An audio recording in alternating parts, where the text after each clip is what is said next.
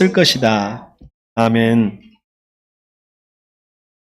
여러분 이렇게 지나가다 보면 산이나 아니면 이렇게 흙에서 또는 바닷가 모래사장에서 물이 조금 흘러가는 거 본 적 있으세요? 물이 지나가는 순간 많은 것이 바뀝니다. 저는 어렸을 때 그 백사장에서 놀았던 기억이 자꾸 떠오르는데요. 백사장도 좀 움푹 파진 곳이 있어가지고 물 웅덩이가 조그맣게 있어요.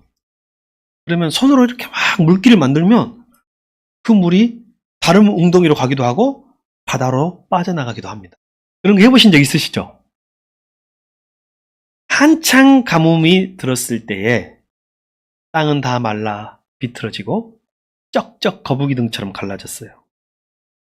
그때 갑자기 어디선가 한 줄기 물이 조그맣게 흘러내려옵니다. 계속. 많은 물도 아닙니다. 그 물이 맨 처음에는 다 스며들어 버려요. 너무 물이 적으니까. 근데 물이 적은 물도 계속 흘러내려오니까 처음에는 아무 변화가 없어 보이지만 몇 분 뒤에 놀라운 일이 벌어집니다. 그 딱딱하고 갈라졌던 흙들이 부들부들해집니다. 그리고 그 속에 숨어있던 식물의 뿌리라고 해야 될까요? 씨앗이라고 해야 될까요? 어느새 그 뿌리들이 힘을 얻고 초록초록한 푸른푸른 잎사귀, 새싹을 내놓습니다. 그리고 짧은 시간 후에 아무것도 살 수 없다고 보였던 바로 그곳에 푸른 싹이 솟아오르기 시작합니다. 이렇게 물은 생명을 깨우는 힘을 가졌습니다. 물의 힘이에요.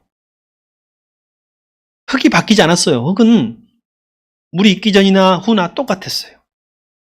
씨앗이 바뀐 것도 아니에요. 새로운 씨앗이 심어진 것이 아니에요. 그 전에도 씨앗은 있었는데 물을 만났을 때 바뀌었습니다. 단지 물이 흘렀을 뿐입니다. 물이 흐르는 기적. 오늘 바로 그 물이 흐르는 기적의 현장 장면입니다. 성경 속으로 조금 들어가 볼게요. 하나님이 지난번에 37장 했죠? 우리 에스겔 37장 했잖아요. 하나님이 에스겔의 손을 잡고 어디로 데리고 갔어요? 어떤 골짜기로 데리고 갔잖아요. 근데 그 골짜기에 뭐가 있었어요? 마른 뼈들이 있었잖아요. 마른 뼈의 골짜기로 데리고 갔어. 거기서 하나님 물어보잖아요. 이 뼈들이 살아날 수 있겠느냐? 이번에는 하나님이 또 에스겔을 어디로 데리고 가시냐면 성전 앞으로 데리고 갑니다.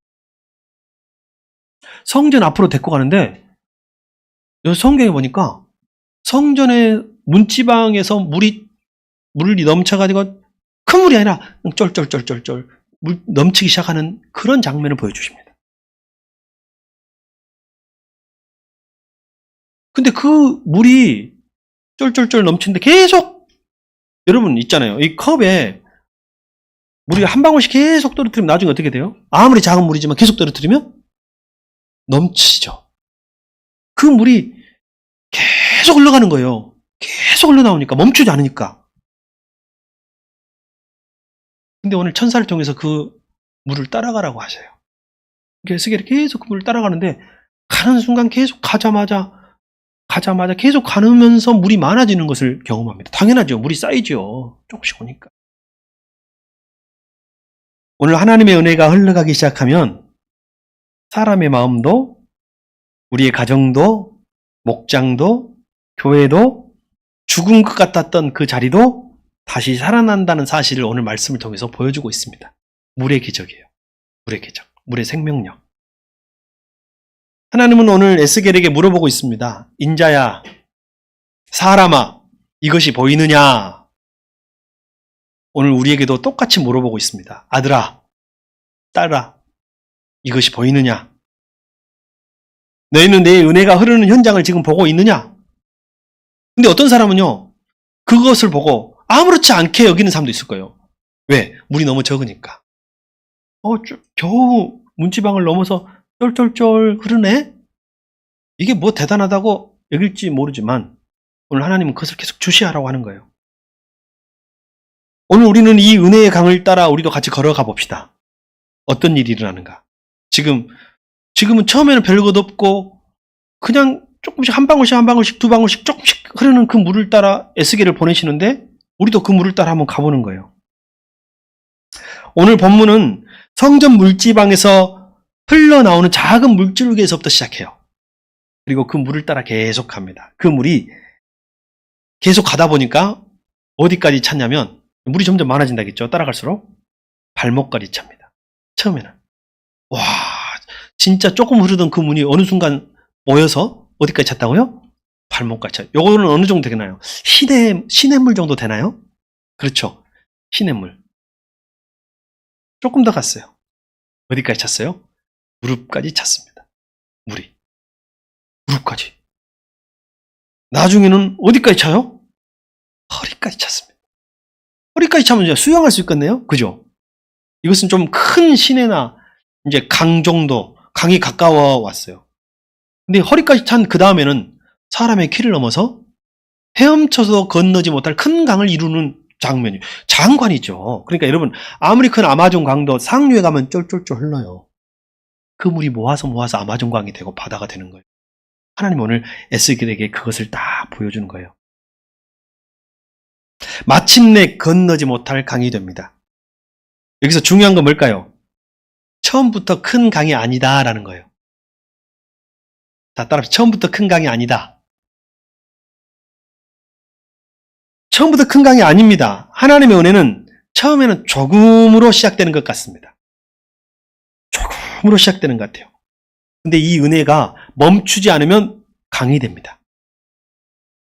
오늘 이 자리에 앉아있는 여러분이 오늘 하나님의 은혜가 있는 것 같기도 하고 없는 것 같기도 하고 하는 사람도 있을 수도 있어요. 그런데 오늘 이 자리에 계속 있으면, 이 자리에서 끊어지지 않으면 그 은혜가 계속해서 흘러넘쳐서 멈추지 않는 강이 됩니다. 문제는 하나님의 강은 절대 멈춰요, 안 멈춰요? 멈추지 않아요. 계속 흘러가요. 아까 말씀드린 대로 컵에 물을 한 방울씩 떨어뜨리면 처음에는 아무 변화가 없습니다. 그러나 결국에는 마지막에 이 컵을 넘어서서 넘치게 됩니다. 은혜도 똑같습니다. 여러분이 말씀을 듣는 작은 습관. 여러분 중에 이런 사람이 있어요. 오늘 한 주 정도야. 한번 따라해보세요. 한 주 정도야. 솔직히 이런 적 있어요, 없어요? 있답니다. 역시 우리 어린이들은 솔직합니다. 왜 없다고 하십니까? 아무 말도 안 하십니까? 애들은 있답니다. 자, 한 주 정도야. 끊어지면 안 돼요. 말씀을 듣는 작은 습관이 하루에 1분이라도 드리는 그 끊이지 않는 기도가 교회 식구들, 공동체와 목장 식구들과 나누는 짧은 격려와 위로와 나눔이 처음에는 작아 보입니다. 꼭 그렇게 오늘 하루인데 하루만 정도만 이렇게 생각할 수도 있는데 그게 작아 보이지만 그 작은 물줄기가 끊이지 않는다면 우리의 마음을 적시기 시작합니다. 어느 순간. 하나님은 에스겔에게 천사라 하여금 계속 이끌어가라라고 명령합니다. 천사야, 저 에스겔을 계속 이끌어가라. 여러분도 계속 가야 돼요. 계속 한번 가봅시다. 은혜를 깊이 경험하기 위해서 중요한 게 뭔지 아세요? 첨벙 뛰어드는 용기보다도 한 걸음씩 나아가는 순종이 훨씬 더 중요합니다. 아, 목사님, 제가 갑자기 목사가 되겠습니다. 신학교 가겠습니다. 하나님, 제가 큰 거 맡겨주시면 제가 큰일, 이게 아니라 첨벙 큰 물에 뛰어드는 용기? 물론 가끔 그런 사람도 있지만 그런 사람은 아주 드뭅니다. 하나님의 역사는요, 한 걸음의 순종에서부터 시작하는 거예요. 하나님은 오늘 에스겔에게 용기를 주시는데 한 걸음씩 나아가 봐라. 천사야, 한 걸음씩 데리고 가봐라. 인도해봐라. 에스겔아, 너는 천사를 한 걸음씩 따라가 봐라. 저와 여러분에게 필요한 것은 첨벙 뛰어드는 대단한 용기가 아니라 작은 한 걸음의 순종이에요. 제가 오늘 이렇게 보니까 우리 다음 세대 공동체 친구들 중에서는 오늘 이불 속에서 고민했던, 오늘 한 주 정도야 이렇게 고민하다가 그래 한번 해보자 하고 따라 나온 사람들도 몇 명 있는 것 같습니다. 얼굴 보니까 있는 것 같아요. 물론 어른들은 안 그러겠습니까만은. 여러분 혹시 여러분의 신앙이 여전히 발목 신앙 같아 보이나요? 나의 신앙은 은혜가 요 정도밖에 없어. 발목밖에 없어. 있는 것도 아니고 없는 것도 아니에요. 여러분 걱정하지 마십시오. 하나님은 얕은 곳에서 시작하는 우리를 꾸짖지 않으십니다. 오히려 다만 조금 더 걸어보자. 한 발만 더 나가보자. 내가 너를 더 깊은 곳으로 이끌어주겠다. 이렇게 말씀하시는 겁니다. 은혜는 깊어지고 깊은 은혜는 결국 삶 전체를 움직이는 것이에요. 여기서 나중에 이 강이 어디에 이른다겠어요? 여기는 명확하게 나왔네요. 사해라고. 우리 세번역 성경은 사해라고 명확히 나왔어요. 죽음의 바다 사해에 이르게 돼요. 이스라엘의 지도, 저와 함께 성경 공부했던 분들 이스라엘 지도 기억나시죠? 자, 이스라엘은 동서로 나뉘는데, 자, 동쪽에가 가운데 헐몬산에서 물이 흘러요. 헐몬산에서 물이 흘러. 그럼 첫 번째 호수를 만드는데 그 호수가 무슨 호수?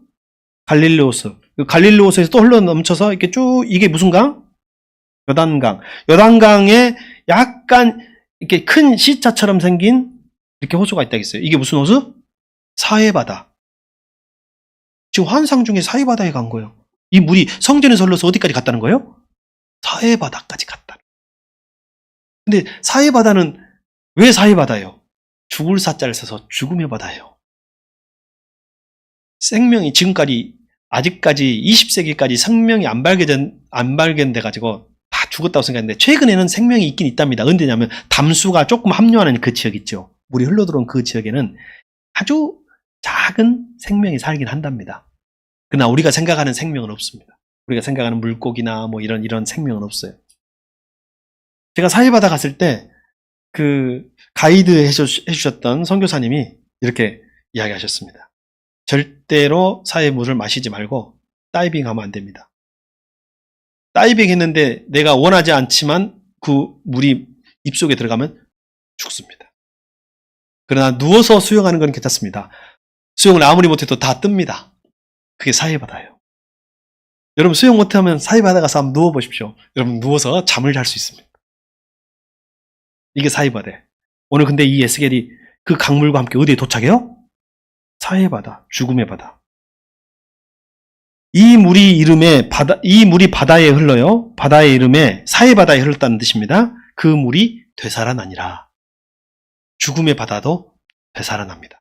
이게 하나님의 물, 은혜의 물이에요.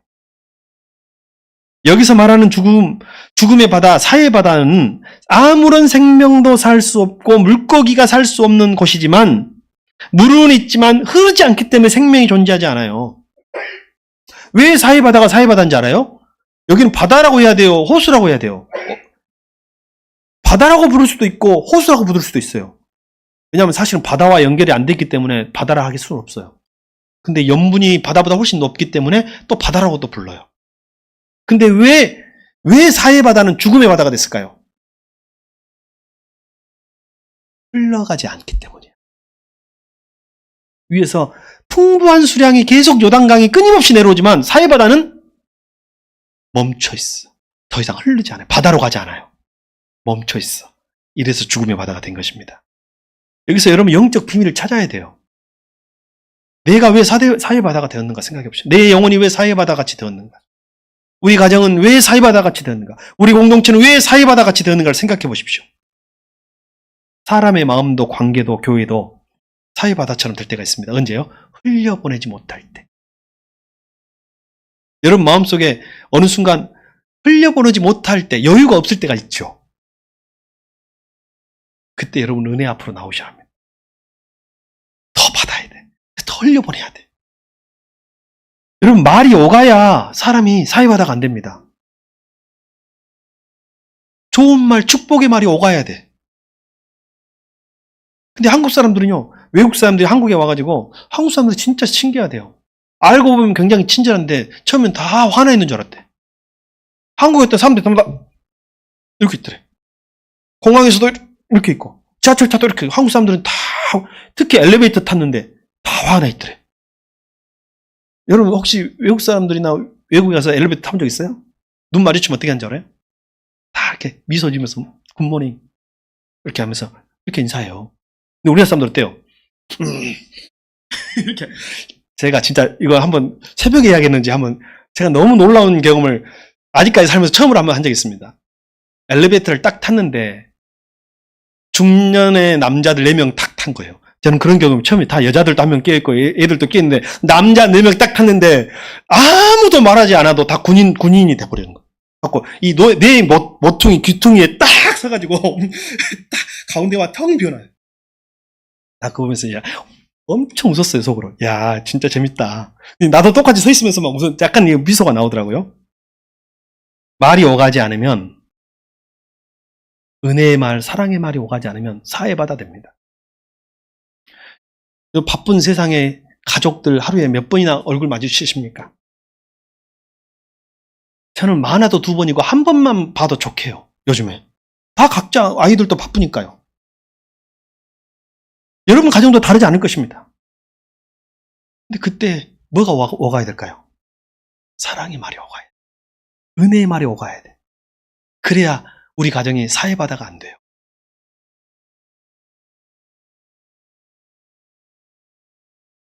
용서가 오가야 돼. 용서는 서로 오가는 거예요. 서로 용서가 오가고 상처가 제자리에서 고여서 계속 썩어가면 그 가정도 그 목장도 그 공동체는 그 나라와 민족은 사해바다 되는 거예요. 이게 영적 비밀이에요. 사해바다가 보여주는 비밀. 그것은 그 사람은 사해처럼 생명이 사라지게 되어 있습니다. 전에 우리 교회 와서 어떤 목사님이 설교했는데 우리 성도들의 얼굴이 되게 안 그런데 알고 보면 안 그런데 되게 딱딱해 보인다 그러시더라고. 한번 보통 가정교회 하는 교회는 다 밝은데 근데 요즘 목장한다면 여러분 많이 밝아졌어요. 여러분 서로 보면서 사랑합니다, 축복합니다, 미안합니다, 감사합니다. 한번 인사 한번 합시다. 시작.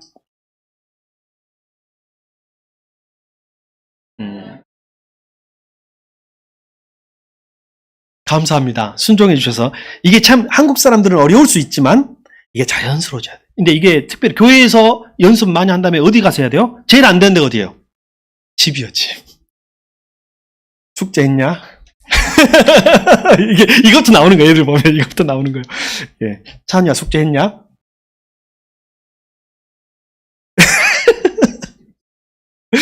예, 그렇습니다. 저도 똑같은 아빠입니다.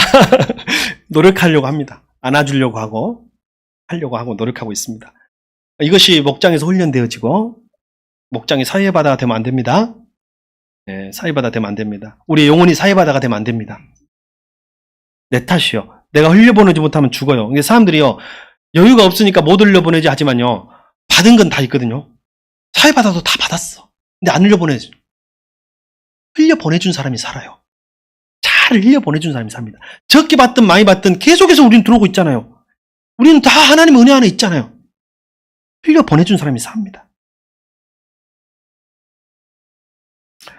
오늘 본문은 놀라운 선언을 하고 있습니다. 물이 들어가면 그곳은 되살아난다는 거예요. 사해 같은 마음도 하나님의 은혜가 흘러가기 시작하면 죽음 같은 곳에서 움직임이 시작됩니다. 감정이 풀리고 마음이 열리고 무너진 그 지점에서 다시 생기가 일어나는 것입니다. 여러분, 은혜는 죽은 것도 다시 살립니다. 심리학에서는 흐르지 않는 감정은 병을 만든다 합니다. 흐르지 않는 감정은 벽을 만든다. 제가 목회적으로 개척한 지 10년 정도 지나니까 굉장히 목회적으로 많은 영적 변화를 저 혼자 경험하고 있습니다. 그게 뭐냐면요, 너무 불행한 목회자들을 많이 만나요. 겉으로 보기에는 화려한 목회를 하고 있는데 다 병들어 있어, 목회자들이. 왜 그럴까요? 교회 안에서 목사님들이 자기 감정을 흘려보낼 데가 없어. 다 긴장하고. 여러분 알죠? 교회에는 환자들이 참 많아요. 몸도 아픈 환자도 많지만 마음이 아픈 환자가 참 많아. 원래 그것이 교회예요, 여러분. 교회가 왜 그래가 아니라 원래 교회가 그런 곳이에요.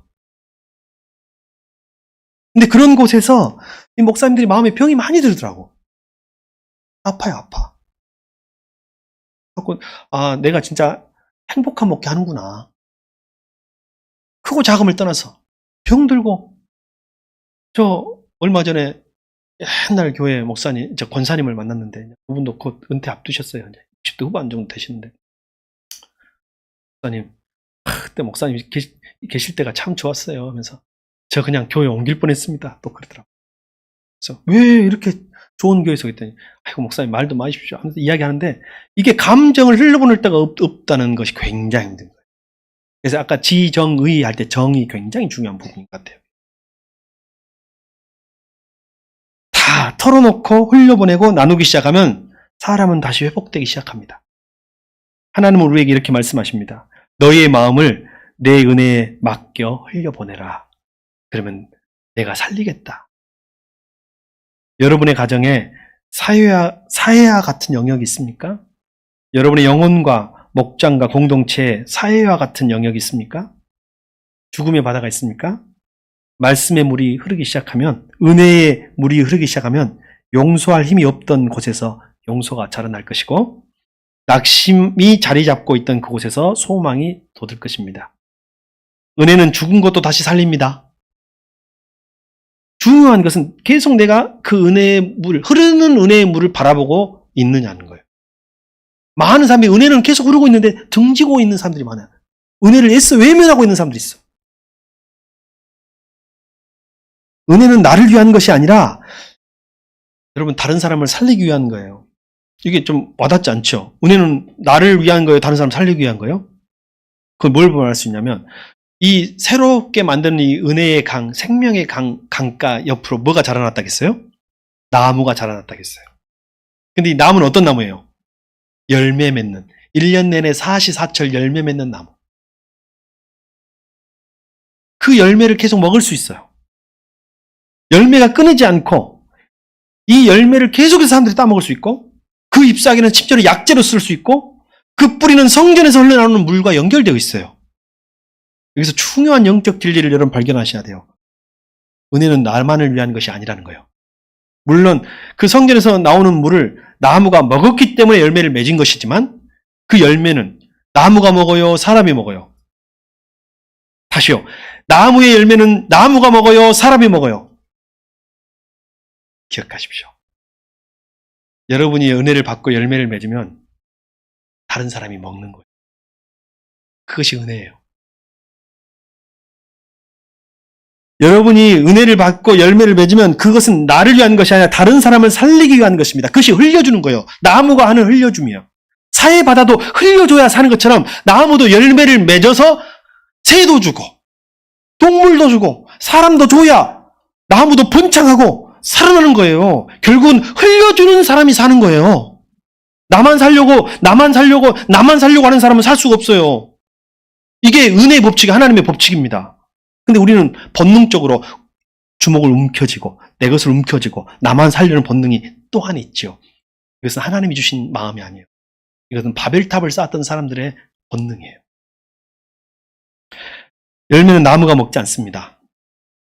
잎사귀도 나무가 사용하지 않습니다. 누군가에게 주기 위해 맺히는 것입니다. 그래서 놀라운 영적 비밀을 발견하십시오. 우리는 받는 신앙에서 이제 흘러보내는 신앙으로 나아가야 하는 거예요. 사회 바다가 살려면 어떻게 해야 된다고요? 그렇습니다.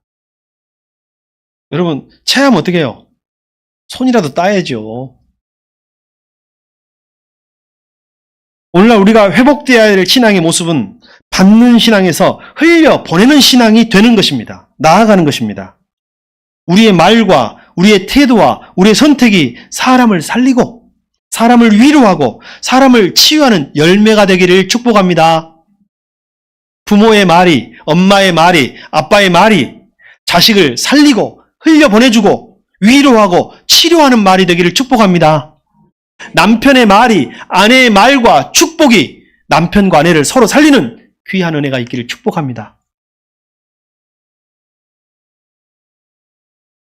여러분 반짝이 스티커 붙여본 적 있어요? 이렇게? 우리 어린이들 붙여본 적 있어요? 있죠. 근데 반짝이 스티커가 있는데 나만 붙이면 나만 빛나잖아요. 근데 처음에는 사람들이 와 하다가 금방 재미가 없어져요. 나만 붙이면. 근데 막 서로 붙여주면서 장난을 치면 어때요? 서로 빛나는 거예요. 천국은 서로 빛나는 곳입니다. 은혜는 나만 빛나는 것이 아니라 함께 빛나는 것을 목표로 하는 것입니다. 우리 새순교회가 성경적 교회를 지향한다면 나만 빛나는 것이 아니라 우리 같이 빛나는 것을 지향하는 교회인 줄 믿습니다. 성도의 삶은 은혜가 흐르는 삶. 성도는 은혜가 흐르는 사람. 성도는 은혜를 흘려 보내주는 사람. 그리고 은혜로 다른 사람을 살리는 사람. 저의 목표가 뭔지 아세요? 저는 여러분을 성공시키는 목사예요. 목자님들을, 목녀님들을 성공시키는 목사. 여기 있는 목자, 목녀들은 목원들을, 목장 식구들을 성공시키는 목자, 목녀인 줄 믿습니다. 우리 교사들은 우리 어린이들을 성공시키는 교사인 줄 믿습니다. 이것이 내가 성공하는 길이에요. 이게 내 성공인 거예요. 오늘 여러분은 어디에 서 있습니까? 여러분은 지금 은혜의 강가에 서 있습니까? 여러분은 지금 은혜의 강가에 서 있습니까? 은혜의 강은 멈추지 않습니다. 다만 누군가는 등을 쥐고 돌리고 서 있을 뿐입니다. 강은 흐르는데 내가 등을 돌리거나 손을 내밀지 않거나 걸음을 옮기지 않을 때 우리는 은혜를 누리지 못합니다. 그냥 메마른 영혼으로 때로는 사해바다처럼 살아가는 것입니다. 오늘 하나님 우리에게 말씀하십니다. 이 강으로 들어오라. 내가 너를 도와주겠다. 내가 너를 살리겠다. 여러분의 마음 깊은 곳에 오랫동안 말하지 못한 고통들, 사이처럼 굳어버린 마음의 상처들, 깊은 두려움과 혼란, 다시 열리지 않을 것 같은 관계들, 이런 심각한 상황들까지도 그곳에 은혜의 물이 흐르기를 축복합니다. 그 은혜의 물이 흘러가면 살아나는 거예요. 여러분의 목장과 가정과 공동체가, 자녀와 다음 세대가 은혜의 강 옆에 심겨진 나무가 되기를 바랍니다. 열매를 많이 맺는 나무, 그 열매를 서로 먹고 누리는 하나님의 자녀들이 되십시오. 오늘 마지막으로 하나님이 우리에게 다시 묻습니다. 인자야 이것을 보느냐? 에스겔, 사람아 인자야 이것을 보느냐? 오늘 우리에게도 주님 묻습니다. 아들아, 딸아, 네가 이것을 보느냐? 여러분 은혜의 강, 멈추지 않는 은혜의 강 보이십니까? 우리는 믿음으로 이렇게 대답할 수 있어야 합니다. 주님, 은혜는 멈추지 않은 줄 믿습니다. 저는 그 흐름 속에서 그 은혜의 물을 향해 걸어가게 하옵소서. 기도하겠습니다. 사랑하는